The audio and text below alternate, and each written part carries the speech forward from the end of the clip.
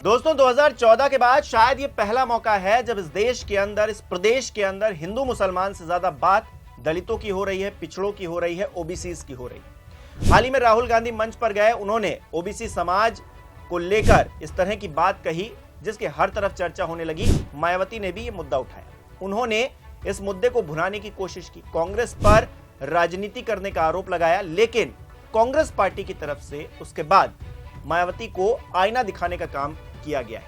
अब यह आईना किस तरह से दिखाया गया है, किन शब्दों में दिखाया गया है, इसको मैं इस वीडियो में बताऊंगा। और साथ ही साथ कांग्रेस पार्टी किस तरह दलितों, पिछड़ों, ओबीसीज के मुद्दे पर मायावती से कम बहुत आगे निकल गई है, जिसे मायावती अब शायद पकड़ नहीं पाएंगी, इस पर भी बात करूंगा और क्यों ऐसा हो रहा है यह भी आपको बताऊंगा। नमस्कार, मेरा नाम हिमांशु मिश्रा है, आप देख रहे हैं 4PM न्यूज नेट पर। दोस्तों, हाल ही में राहुल गांधी एक मंच पर थे, ओबीसीज की बात हो रही थी और उन्होंने इस बात को स्वीकारा कि उनको जिस तरह से ओबीसी वर्ग के लिए काम करना चाहिए था, उनके मुद्दों को समझना चाहिए था, उन्होंने नहीं समझा।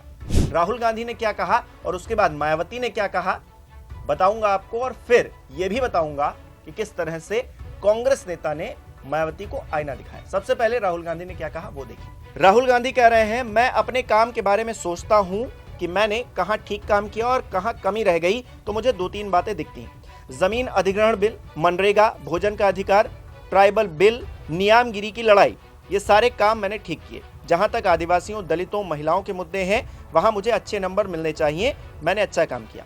कांग्रेस पार्टी और मेरे काम में एक कमी रह गई, मुझे ओबीसी वर्ग की जिस तरह से रक्षा करनी चाहिए थी, मैंने नहीं की। इसका कारण है कि मुझे ओबीसी के मुद्दे उस वक्त गहराई से नहीं समझ आए। 10-15 साल पहले दलितों के सामने जो कठिनाई थी वो मुझे समझ आ रही थी। उनके मुद्दे सामने हैं, वो आसानी से समझे जा सकते हैं, लेकिन ओबीसी की मुश्किलें छुपी हुई रहती हैं। मुझे अगर आपके मुद्दों और परेशानियों के बारे में उस वक्त पता होता तो मैं उसी वक्त जातिगत जनगणना करवा देता। वो मेरी गलती है जिसे मैं ठीक करने जा रहा हूं। ये एक तरह से अच्छा ही हुआ, क्योंकि अगर उस समय मैंने जातिगत जनगणना करवा दी होती तो वो आज जैसी नहीं होती।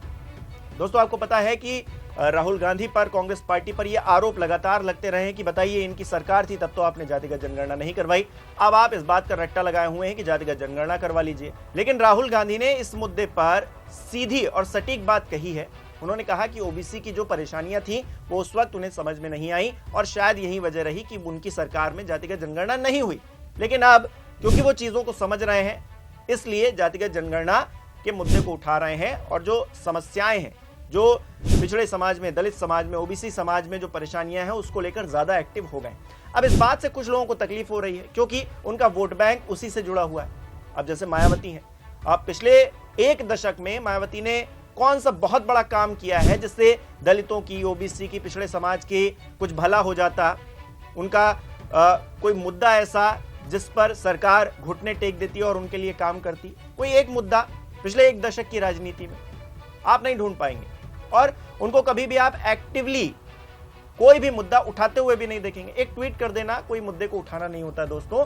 और 2-3 नेता, आपके पास तो जनप्रतिनिधि नहीं है ना, आप तो जनता के बीच में ही नहीं जा रहे हैं, तो फिर आप किस तरह से। लेकिन राहुल गांधी ने स्वीकारा तो मायावती जी को लगा, बहन जी को लगा कि उनको एक मुद्दा मिल गया। उन्होंने तुरंत ही एक ट्वीट कर दिया। ट्वीट लंबा चौड़ा वो लिखती हैं, आप जानते हैं क्या लिख रही हैं, जरा देखिए। लिख रही हैं, लोकसभा में नेता प्रतिपक्ष द्वारा यह स्वीकार करना कि देश के विशाल आबादी वाले अन्य पिछड़े वर्ग, ओबीसी समाज के लोगों की राजनीति व आर्थिक आशा, आकांक्षा व आरक्षण सहित उन्हें उनका संवैधानिक हक दिलाने के मामलों में कांग्रेस पार्टी खरी व विश्वास पात्र नहीं रही है, कोई नई बात नहीं है, बल्कि ये दिल में कुछ और जुबान पर कुछ और जैसी स्वार्थ वाली राजनीति ज्यादा लगती है।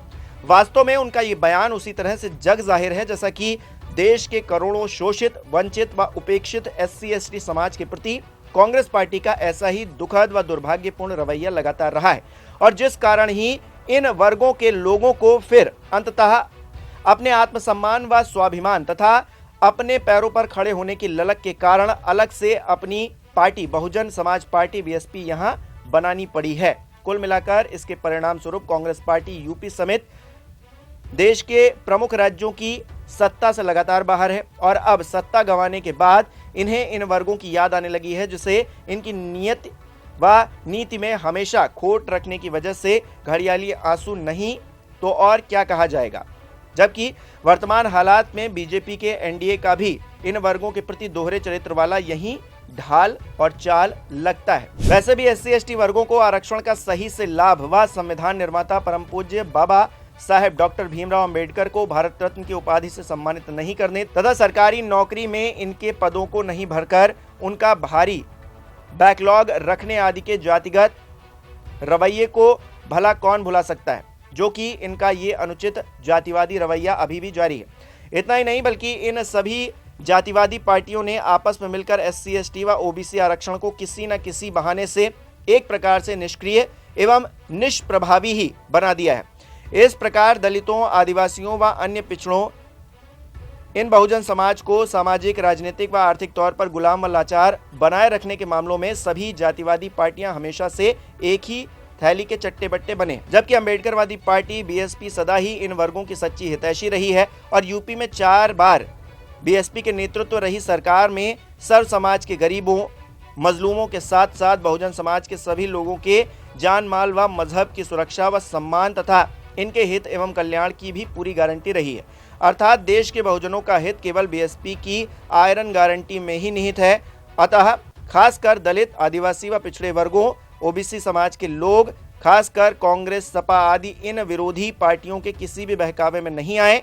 यही उनकी सुख, शांति व समृद्धि हेतु बेहतर है। लेकिन मायावती जी को ये बात कहनी क्यों पड़ रही है दोस्तों? इतना लंबा चौड़ा ट्वीट लिखा, राहुल गांधी को निशाने पर लिया, कांग्रेस पार्टी को निशाने पर लिया, भारतीय जनता पार्टी पर भी छोटा मोटा निशाना साध दिया ताकि लोग शक ना करें कि वो बीजेपी की बी टीम है। ठीक है, उन्होंने किया जो किया, जो शब्द लिखे उन्होंने जो लिखे सो लिखे। लेकिन मायावती जी क्या करती रही हैं? मायावती जी ने ऐसा कौन सा काम किया है जिससे दलित, शोषित, वंचित समाज का भला हो जाए? सत्ता में रहते हुए उन्होंने जो किया सो किया, लेकिन विपक्ष में रहते हुए पिछले 1 दशक में आखिरकार ऐसा क्या हो गया है कि मायावती की राजनीति हाशिए पर जा रही? उनके ना विधायक बच रहे हैं, ना सांसद बच रहे हैं, और वो कह रही हैं कि सबसे बड़ी हितैषी अगर वो पिछड़े समाज की, दलितों की, OBCs की हैं, तो फिर लोग उनके साथ क्यों नहीं जुड़ रहे? जुड़ेंगे कैसे? आपको जमीन पर उतरना पड़ेगा। आप एक ट्वीट कर दीजिए और आप जमीन पर उतरिए, देखिए फर्क। समाजवादी पार्टी ने जिस तरह से पिछड़े, दलित और उन्होंने जो एक बनाया है ना फॉर्मूला, अखिलेश यादव ने PDA का, उसमें सब लोग जुड़ रहे हैं। आप नहीं बना पाई, इसलिए आपको जरूरत पड़ रही है इतना लंबा चौड़ा ट्वीट लिखने की। नहीं तो आप सरकार बनाती और सरकार बना के आप ये साबित करती कि देखिए हम ही हैं जो इस समाज के भले के लिए काम कर रहे हैं। कांग्रेस पार्टी ने नहीं किया, चलिए मान लीजिए, लेकिन राहुल गांधी तो स्वीकार रहे हैं इस बात को, कह रहे हैं कि हमने जो नहीं किया वो अब हम करेंगे। लेकिन मायावती जी तो ये स्वीकार भी नहीं रही हैं कि वो उन्होंने कुछ नहीं किया पिछले 1 दशक में, और इस बात पर भी नहीं आ रही हैं कि हम करेंगे कुछ, क्योंकि ये बता देने से कि हम ही हैं सबसे बड़े हितैषी काम नहीं चलेगा। उत्तर प्रदेश की राजनीति और देश की राजनीति बहुत बदल गई है और मायावती जी को इस बात को समझना चाहिए। ठीक है, वो कई बार इस प्रदेश की मुख्यमंत्री रही हैं, लेकिन इस दौर की राजनीति में जिस तरह से वो निष्क्रिय है, जिस तरह से उनकी पूरी पार्टी निष्क्रिय नजर आती है, उनका कोई भविष्य नहीं है। राहुल गांधी को आप निशाने पर ले लीजिए, ठीक है ले लीजिए, उससे क्या होगा? उससे कुछ बदल जाएगा क्या? बदलाव तब होगा जब आप एक्टिव होंगे, बदलाव तब होगा जब आप जो मुद्दे उठाने चाहिए उसको उठाएंगे, जिन लोगों के खिलाफ बोलना चाहिए उन लोगों के खिलाफ बोलेंगे। जो सत्ता में है उसके खिलाफ आपकी बोलती नहीं खुलती है, आप कुछ भी नहीं बोलते, कभी भी नहीं बोलते, आप एक ट्वीट कर देते हैं, बहुत ज्यादा होता है। लेकिन जो लोग विपक्ष में रहकर दलितों, OBCs की बात कर रहे हैं, आप उनके ही खिलाफ बोलना शुरू कर देते हैं। लेकिन कांग्रेस पार्टी ने, जैसा कि मैंने शुरुआत में बताया, कि एक आईना दिखाने का काम किया। क्या कहा है झारखंड के स्वास्थ्य मंत्री ने, जरा देखिए। इरफान अंसारी लिख रहे हैं कांग्रेस पार्टी की तरफ से, सच्चाई मायावती जी को जानना चाहिए। अगर आज कांग्रेस नहीं होती तो दलितों को उनका हक नहीं मिलता। मैं उनसे इतना ही कहूंगा कि अगर आपको एक पहचान मिली है तो वो भी कांग्रेस की देन है। आपको लड़ना बीजेपी के साथ है, राहुल के साथ क्यों लड़ रही हैं? मैं मायावती जी से कहूंगा कि उन्हें राहुल गांधी के पैर छूने चाहिए, क्योंकि वो दलितों के कल्याण की वकालत करें। मैं इन शब्दों से बिल्कुल भी सहमत नहीं हूं, इस तरह की बात नहीं करनी चाहिए कांग्रेस नेता को। खैर, आगे वो कह रहे हैं कि वो हर मंच पर संविधान को लेकर चल रहे हैं। आज दलित समाज भी राहुल गांधी और कांग्रेस की तरफ ही आस लगाए देख रहे हैं। आप लोगों के कारण ही बीजेपी का मनोबल बढ़ता है। अगर आप सही में दलितों को उनका हक दिलाना चाहती हैं तो आपको भी राहुल गांधी के साथ आ जाना चाहिए था। दोस्तों 2024 के लोकसभा चुनाव याद कीजिए, उस वक्त बड़े कयास लग रहे थे कि मायावती जी भी इंडिया गठबंधन में शामिल होंगी और इंडिया गठबंधन सरकार बनाएगा देश के अंदर, लेकिन मायावती जी शामिल नहीं होती। उनकी क्या मजबूरियां रही हैं, इस बात को लेकर बहुत सारी बातें हो चुकी हैं, बहुत सारी डिबेट्स हो चुकी हैं। उन बातों पर नहीं आते हुए इस बात पर कि मायावती जी आखिर चाहती क्या है। और कांग्रेस नेता, जैसा कि मैंने बोला, पैर छूने वाले उन शब्दों का इस्तेमाल नहीं करना चाहिए, लेकिन जो बातें दूसरी की गई हैं कांग्रेस नेता की तरफ से, उसमें क्या गलत है। राहुल गांधी के साथ वो आ जाएं, वो राहुल गांधी के साथ नहीं आना चाहती हैं, विपक्ष के और भी नेता हैं उनके साथ आ जाएं। आपने अखिलेश यादव के साथ में गठबंधन करके चुनाव लड़ा, सीटें जीती और उसके बाद आपने अखिलेश यादव को ही बाय बाय टाटा कर दिया और उनके ही खिलाफ जो है आप आरोप लगा रहे थे। जबकि भारतीय जनता पार्टी के खिलाफ आपको लड़ना है तो आप राहुल गांधी के खिलाफ जो है ट्वीट कर रही हैं, विपक्ष के तमाम नेताओं के खिलाफ बोल रही हैं, लेकिन आपको जहां बोलना चाहिए वहां आप खामोश, जिन लोगों के खिलाफ बोलना चाहिए वहां पर आप खामोश हो जाती हैं। और आपकी जो राजनीति है वो जनप्रतिनिधि आपके बता रहे हैं। कितने जनप्रतिनिधि हैं बहुजन समाज पार्टी के इस वक्त, जरा गूगल कर लीजिए दोस्तों।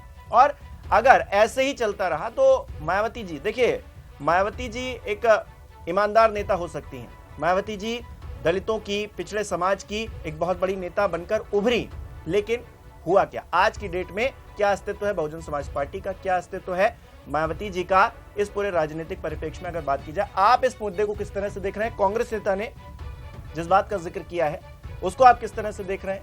और मायावती जी जिस तरह की राजनीति पिछले एक दशक से कर रही हैं उसको किस तरह से देख रहे हैं? हमें कमेंट करके जरूर बताइए। इस वीडियो को लाइक कीजिए, शेयर कीजिए और हमारे चैनल को सब्सक्राइब नहीं किया है तो वो भी कीजिए।